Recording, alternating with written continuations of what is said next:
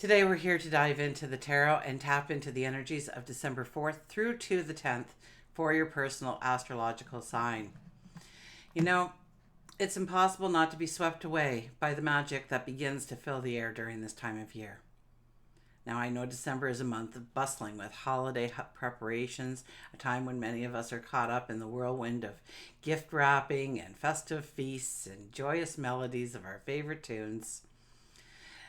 And amidst all the cheerful chaos, it's crucial to take a moment for ourselves, to pause, to reflect on the beautiful energy that surrounds us and within us.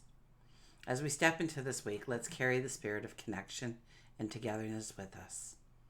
Whether you're celebrating traditions with loved ones or finding solace in a quiet moment of self-reflection, know that the universe is weaving a tapestry of positive vibrations all around you. I want to take a moment to express my gratitude for each and every one of you. Your presence here is a gift, and together we're creating a community that thrives on positivity and shared wisdom. As we navigate the energies of this week, let's do so with open hearts, mindful spirits, and a genuine appreciation for the present moment. Stick around as we dive into the cosmic currents, guiding us from December 4th through the 10th in your personal sign, your sun, your moon, and rising sign readings. Now, what are those? The sun represents your core identity, the essence of who you are. It's your ego, your self-expression, and the traits that define your personality. The moon sign reflects your emotional nature, your heart, your inner feelings, and how you respond on an emotional level. It's your subconscious self and emotional needs. Your rising sign represents the mask or the persona you present to the world. It's your outward behavior and the way you approach life. And when you blend all three readings together, it becomes a personal reading made just for you.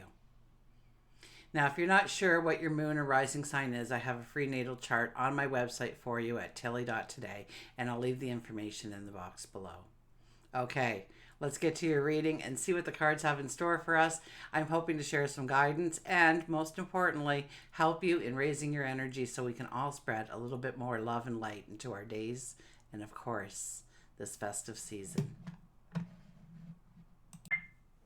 Welcome, Taurus. This is your weekly focus for December the 4th through to December the 10th, 2023. Okay, let's see what the cards have in store for you, shall we?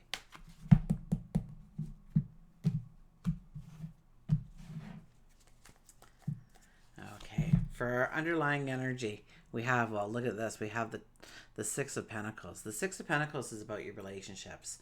The Six of Pentacles is understanding, I heard who meets your criteria and who doesn't, but that's not what I would normally say. The balance between your relationships. Are they supportive? Are they loving? Are they respectful? Are they encouraging? Do they stand behind you? Do they lift you up? Do they raise you up? Do you do all those things for them? Are there people that just come into your world and seem to take but never seem to give? That tear you down or criticize you at times when you need to be built up the most? So I think you're really looking at this, maybe one-on-ones, but I also hear it could be groups of people. So look at all your relationships, or maybe a relationship with a group of people. Maybe you belong to a club or an organization or a team, or maybe it's even in the workplace. And is there a lot of trust? Is there a lot of support for each other? Our first card is the Chariot. Wow. I think this one's already come up once on my second reading, so it might be a frequent flyer here. The Chariot is a time that you are pulling back a little bit. Now, we are in full moon energy, so that's wonderful. That's a wonderful attitude to have to your day in, day out. But it's a time to pull back. It's a time to think of what path do you truly want to step into? What steps should be next? Is this a healthy environment that I'm going towards, or a healthy support system that I'm stepping into? Okay, we want to wait until apparently Milo thinks there's somebody at the door, but there's not. There usually isn't. But I gotta go check. Shoot. Hang on. Okay, a little bit of splicing is going to happen for your video. I apologize for that. There was nobody there. Milo, I think his hearing's going or something. He heard his name though. He hears that. He hears, treats, cuddles. He hears words like that all the time. Anyways, let's get back to our reading. This is our first card on the board, so it is paramount that if you don't understand anything else in the reading or I don't get anything else through, it's where you are at this present time. And it's about pulling back. It's about not rushing into things. It's not about carving a yes or no into stone until you really look at the bigger picture, perhaps.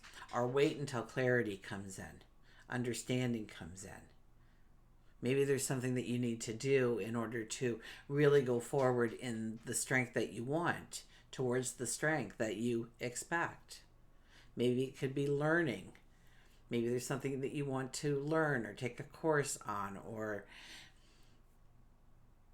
step into a mentorship program with somebody. We have the Ace of Wands. The Ace of Wands is another one. We are thinking about that new beginning. We want to act on that new beginning, but we know that it's got to bring in balance in all areas of our life, not just the one particular need that drives.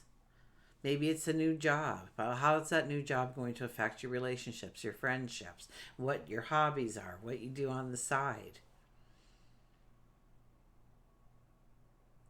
So it really is a time where you are looking for clarity, where you're looking for understanding, where you shouldn't really be making any snap decisions until you have all the information that you need, or ask all the questions, or learn that one thing that you feel is the driving force to your next step and the step beyond.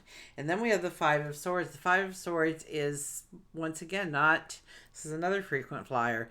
This is the Five of Swords is one where we have to stand our ground. We have to honor our values, our beliefs, our thoughts of how we want to go forward in our life, what things that we want to do in our life. But also we can't allow for our ego to get so determined that we are right and everybody else is wrong, that we don't listen to somebody's opinions or somebody's advice, I would have to say. But rather to be open to what they say and digest what they have to say and understand if it does align with what you're feeling and going through, or whether it simply just is their opinion at the end of the day. But don't get so strong in your foothold that you turn yourself off from some wise advice that might come your way. Some clarity, some understanding. Okay, work and career. The Lovers. This is about embracing. This is about embracing, growing in work and career. And if you don't work, it could be the stature in the community, the person that you put out there to the world. Absolutely. Now for you, where's Saturn? Saturn is in your 11th house. And you know what? We have Venus trining Saturn. So this is about, so this is your 7th house, which is all about love and relationships and work and career and how those two intermingle. So when I would have to, it's about the growing those relationships with your coworkers, growing your relationship in building something, in having successful days in the workplace, of growing your love, your admiration for other people and what they bring to the table, and allowing them to do the same with you and what you bring to the table. This is about embracing something within your career and within your work. And this could be new people coming into your life. This could be a group of people. This could be a new job that is going to offer you kind of like a family-like experience as well, being included, the work family. Or this is a job that you're currently in and embracing it and embracing the people that work beside you.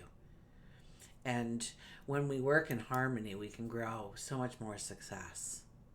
When we allow the diversities of each other to come into play and to accept them and to welcome them, that's when true successes can take place. Love, relationships. So the Seven of Cups is here for love and relationships. Maybe you are standing back and really looking at the qualities of the love in your relationships, in your close relationships.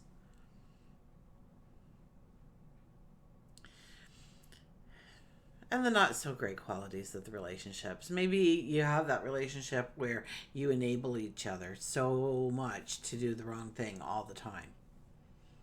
And we can talk each other into it. Just sitting down, and all I need to do is text them, and they'll give me an excuse on why I don't need to participate, or I don't need to step forward, or I don't need to embrace the tomorrow the way I want to. They'll give me all the excuses I need. And so that isn't a very healthy relationship. And we need to look at those. We also need to look at the ones that do lift us up. And this could be even, I would think, groups of people that you love getting together with that group of people. There's so much dynamics within that group. You take so much out of it and you give so much towards it. So don't disqualify that because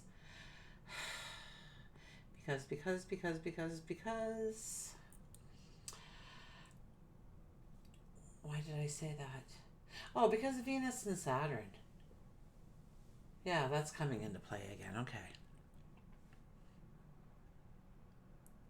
So it could be definitely groups of people because we do have the 11, which is your associations with groups, communities.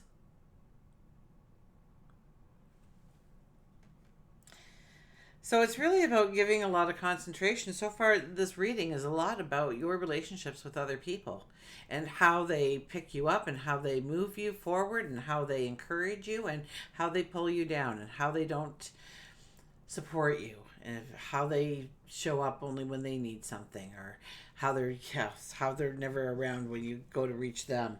Okay, for spirituality is the Six of Cups. Definitely look a little bit into your past here on where somebody told you couldn't or you shouldn't or you mustn't or you can't. When it was going towards something that you had a great passion about, a desire about, they told you, not for you. Okay, if you imagine yourself as the child here, you were told not to touch the flowers, don't get anywhere near the flowers, you'll damage the flowers. What makes you think the flowers are for you? Okay, your angel shows up, your guide shows up, your higher self shows up and tells you that these flowers were meant for you all along. That was just somebody else's opinion and it was wrong. But for some reason you took that and chiseled it into stone. You carved it into rock and you said, this is the way I'm going forward. I'm going to leave that behind because I shouldn't or I couldn't or I mustn't. They said so. And this is where you get the realization through meditation, through prayer, through having conversations with yourself. This could even involve going to a spiritual advisor like myself or going for some kind of counseling or something to dig deep into maybe childhood traumas. But this could be something that was carved recently and you changed your way. You ever look back in your life and think, when did I stop being that person? Because that person was fun, or that person had dynamics, or that person, how did I turn into this person? Or how did I build that characteristic? Because I was always this before, and I want that back into my life. And it's probably a point when somebody told you shouldn't, you couldn't, you mustn't. Not for you. For your health and well-being for the week, look at this. We got the Three of Cups. It's about raising your energy and just enjoying the world. Enjoying your friends, enjoying the company. This could be good news coming in too. So if you've had tests recently or something, this could be good news coming in. Worth celebrating good news.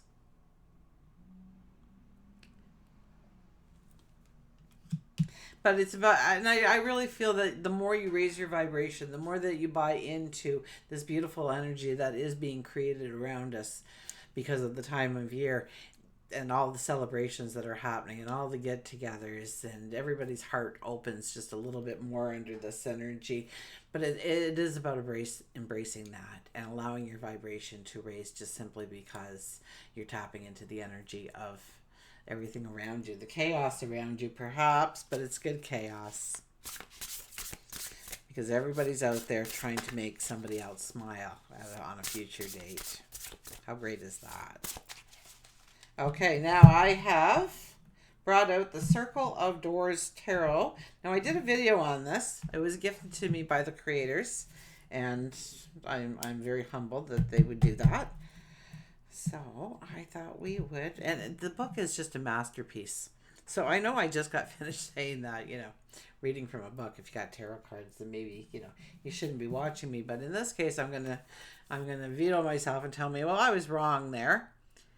Okay, if you're looking for this, it looks something like this. This is what the box looks like. Okay, it's not a deck I would have picked out for myself, but I do love it.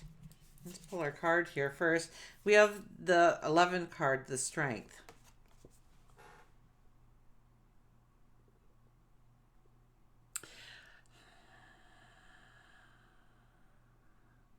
Now, I am going to go to the book, but I think this deck is just a masterpiece. So we will go to Strength.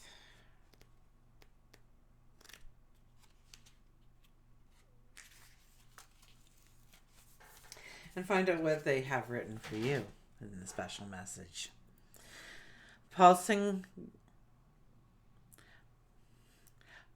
geysers in my limbs, rushing winds in my throat. I coil and leap through the dewy grasses, my bristling flesh streaming into the sun. Nurture the force of nature. You are an animal, a ferocious and gorgeous creature alive with beautiful, messy energy. The perfect host for an angel. When you breathe, the forest breathes with you, and when you struggle, the cold blunders deep into the ground shake with you. Your mind and body are partners in the dance of creation, so embrace them both equally. The hungers and urges of your embodied nature are to be tempered by the grace of your spirit, not to be judged or suppressed by civilized thoughts of embarrassment. How do you honor the perfect form and function of your body? Who are you when you are diving into the ocean, sinking your feet into the mud, or standing at the top of a mountain? What power awakens you when you unleash a roar from the rawness of your whole being? Your affirmations are, I have a limitless well of power within me. I prioritize my physical health above all. I honor my relations to all living things. I trust and listen to my body. So, until we meet again, remember, I do love you.